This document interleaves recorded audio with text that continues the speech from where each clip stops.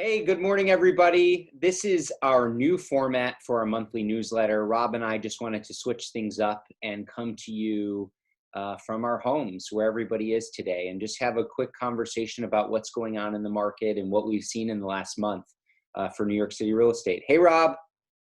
Hey, Steve, how are you? Everyone, Good. thanks for joining us today. So Steve, let's get right into it. I think, let's get the boring stuff out of the way, just the stats, and then let's evolve into more of a conversation going into the detail. So I think that's important. Before we go into the why, let's highlight the stats of where we are. It's no surprise given the current environment, that things have slowed dramatically.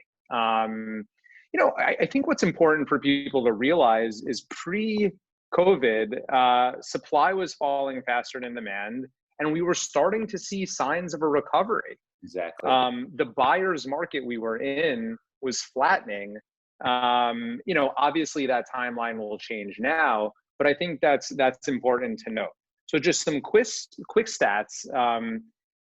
April averages in previous years, there's usually 2,000 new listings coming on. We only saw 200 this year.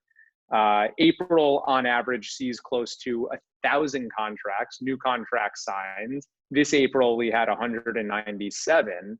And last week, typically, so we averaged 250 contracts a week in April. And last week we saw 43 contracts signed. Now in my mind, I'm like, 43 contracts, given everything that's going on, that's not bad. So how are agents doing deals? What are you seeing? I mean, 43 is a fair amount. Yeah, I mean, I think 43 contracts signed on its own, taken at face value, seems like a fair amount. But we're talking about a market that usually sees, 80% more than that on a weekly basis. Right. So that's extremely low for Manhattan. And I think, the deals that we're seeing that are getting done, it's very interesting. I think most of those deals originate from the period before the complete shutdown. So these are people who were able to see apartments and maybe put a pause on the deal as everything got really scary, and then came back to the table in April and said, okay, you know what, we're still going to move forward. Maybe they renegotiated somewhat. Maybe they added some Corona terms, as we're hearing them called, into contracts now, where they have bigger outs than they would have pre-Corona.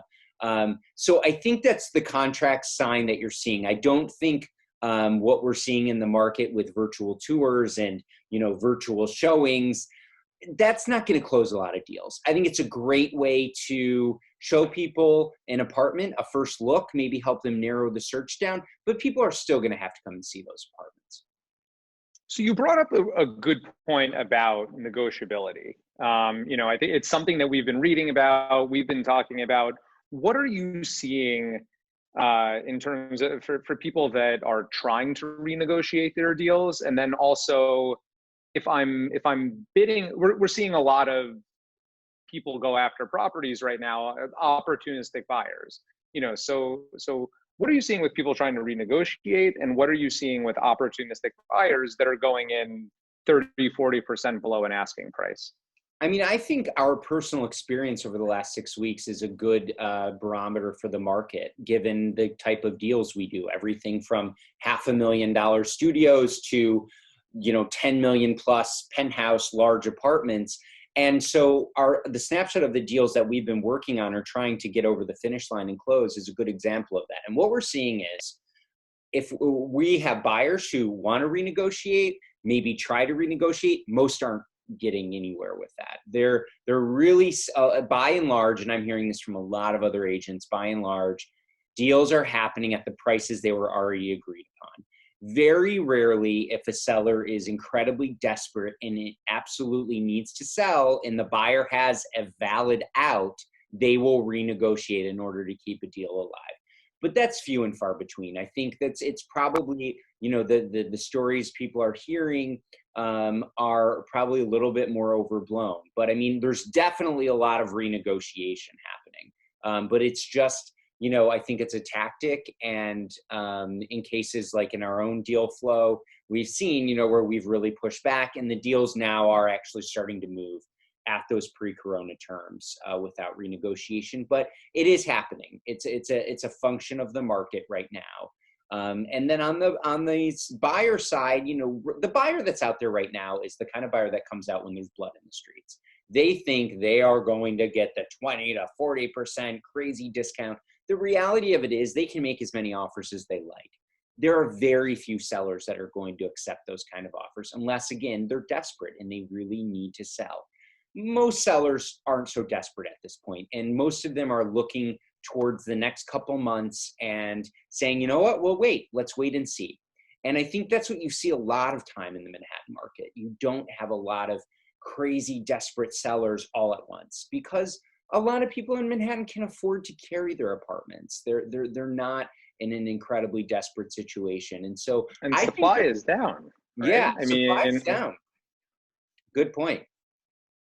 Yeah, and so I think, what we will see is, sellers holding out and for realistic buyers who are going to come. And yes, maybe there's going to be a small discount, a Corona discount, if you will.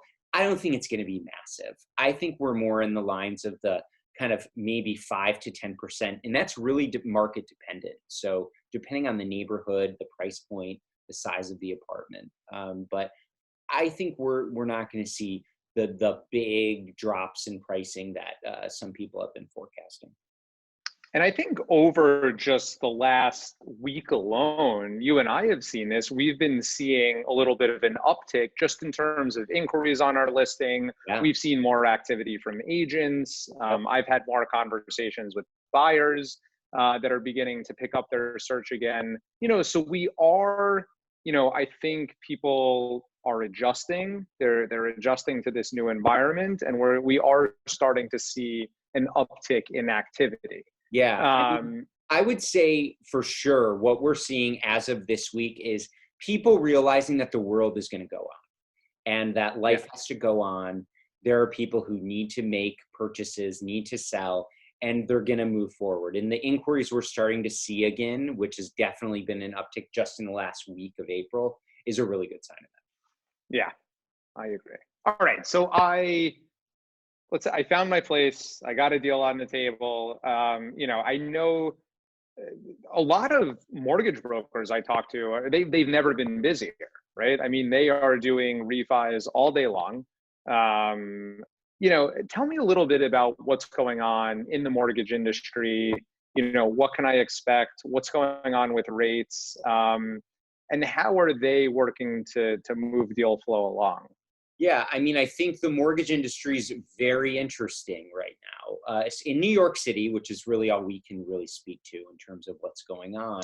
Right. The tale of two cities, right? Because you've got refis at all-time highs. I think any mortgage person you and I have been talking to have been, they've been flooded with refinances because of the low rates. But on new purchase mortgages, I mean, their deal flow is definitely down. They've gotten through the backlog of deals that have been negotiated and contracts signed. And now, given the stats we just gave, there aren't a lot of new contracts being signed. So new purchase mortgage applications are definitely down. And what we're seeing on the mortgage side also is underwriting standards have gone up. I mean, banks are looking to make sure that people still have their jobs. As you and I were talking about just before this, now we're seeing underwriting standards where they're discounting people's portfolios by a certain percentage to encompass what's going on in the economy and what might happen. Again, just like we saw in March, a huge drop in the stock market. If that happens again, now that we're back up again, they want to account for that in the liquidity standards for their applicants. So it's a really interesting time for mortgages. I think it's going to be harder. They also raised the minimum credit score for the best rates from, I think it was like 680 up to 720. So we're seeing that happen throughout the industry, and that's just going to be the new norm as banks really want to make sure the people they're lending to are solid. Yeah, that's a great point. Yeah. And again, for those of you watching, please you can call Steve or I. We'd be happy to walk you through that process, and also schedule a call with some of our preferred lenders if you have any questions for them. Yeah, I mean, we're working So with looking, everyone, yeah. all of major banks. So we have a contact of each one. So looking forward now, I mean, I know everyone seems to be taking this a day at a time, and it's just something new comes out every single day. How do you see us, slowly phasing back to normal again? I have people asking me, and we have people asking us, when will you be able to start showing again? What else can we do? People need to move. We've seen a lot of activity on the rental side as well. People's leases are coming up. They're anxious. We've seen a big push for outdoor space, which is no surprise. How do you see us phasing back in? I mean, that's the multi-trillion-dollar question. Everyone is asking this question in every industry. Yeah. New York City residential real estate is very unique in that it is not just like the governor will say, we're open for business, start working again. We have to be allowed to access each individual building. So we have 15, 16 active listings right now, right? Each one of those listings will have a certain level of access that we're given. Some buildings might not give us access right away. We might not be able to show certain apartments because the building says, you know what, we don't want anybody coming in or out of the building than like essential workers, people who live here, or they're like very specific guests. And yes, maybe we'll find ways around that depending on the situation. But it's going to be a really uneven recovery for us, especially, in the real estate business, especially given what individual building access requirements are going to be. I think that's going to be our biggest hurdle. And then also what buyer demand is going to look like.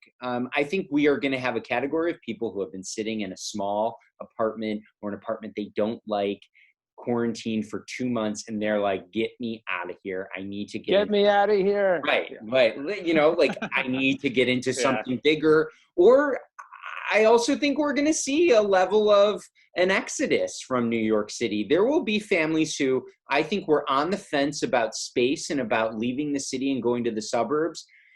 They're going to get off the fence and they're probably going to move. And that just means that's another level of inventory we have. And again, this is just going to be kind of like what happened after 9/11, where yes, you see people who don't want to be in the city anymore, and that's okay, because there will be a lot of people who will want to come into the city, and we'll see opportunity where others are leaving, and that's just the way New York City works. So I don't think we're too concerned about a mass exodus, but I definitely think you'll see a certain population of people leave the city. And they'll want to do that. They'll want to do it within this window. I think we have a window of time, say from June to August, September, before we hit flu season again, which could be coupled with another wave of this coronavirus where I'm hopeful that we will have a good level of activity this summer of those people who are like, I got to get out of here. I got to do that. I got to move. I want a bigger place. I want to be in the suburb. We'll see that level of activity. And then, after that, who knows? We don't know.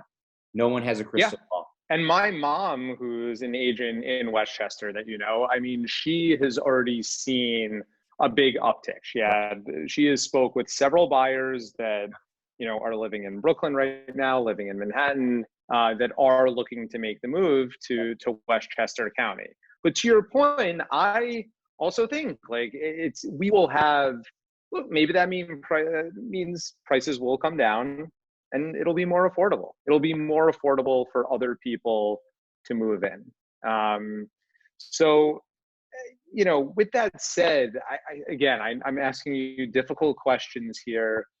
I mean, depending on the product type, we've seen, anywhere between, a 5 to 25% drop in property values, recently.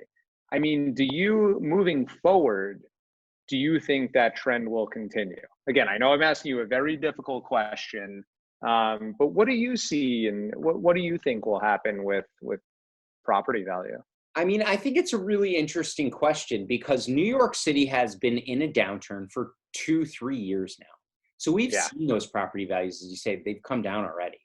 So I think we were, and we were just on that great call yesterday with Noah Rosenblatt from Urban Digs, Right. saying the bottom looks like it was in November of 2019 in terms of sales and pricing, and was Yeah. starting to come back up. And just as of through February, we had 4 really good months. So I think that this could keep us kind of along the bottom for a little bit longer. I don't see us having a prolonged bottom unless we don't get a cure or a vaccine, or none of these medical breakthroughs happen and we have a terrible second wave, which I think will ruin consumer confidence in all parts of our economy, which will just lead to a whole nother slew of problems. I think as long as that doesn't happen, we could really see this being the bottom, and maybe it just hastened it a little bit along, and we've got to stay in it for a few more months, and then things will get better as inventory decreases. So but again, we don't know. All we can really do is conjecture in terms of what we're seeing and hearing in this moment. Right. Yeah. And as you and I have discussed, it's fluid, it's evolving on a daily basis. And, every hour. It's just every hour. We're so Gilead, I guess, Gilead is, just announced that their remdesivir treatment is actually worked really well as of today, when last week I had heard that it wasn't working, and then but now it is. Now the stock market is super hopeful today about that. So, it's up and down. And I think as we go through trials of vaccines and treatments, it's going to be this yo-yo, because we don't know what the outcome is at this point. But it's a wild ride. And, I think, look, to close out our conversation, here's the reality. If everybody's healthy and safe, that's what matters. If this has taught us anything, it is that the things that matter most are our health and our safety, and making sure our loved ones are healthy and safe. And that's really all we can hope for. And, that's the important stuff. All of this business, real estate and otherwise, it's going to figure itself out. I agree. And I think obviously everything that has gone on has accelerated a lot of stresses. I can say for me personally, though, it's also put a lot of things in perspective. Absolutely. It's what's important to me. It's been amazing being able to spend more time with my wife, more time on the phone with my family. And it's that is the silver lining of this. And it's been really nice. And a lot of the conversations you and I have had with friends, with clients, they feel the same way. Yeah. So, exciting news. This time period has enabled us to get our website finished. So for those of you watching, check out our new website, dvt.nyc. It's awesome. Yeah. And I just want to thank everyone for joining us today. Of course, if you have any questions, if there's anything we can help you with, you can always call Steve and I. We are always happy to jump on a call, jump on a Zoom, and answer your questions. Lots of free time. That's why we're here. Lots of free time. Thanks for joining us. Stay safe. Okay. Have a good day.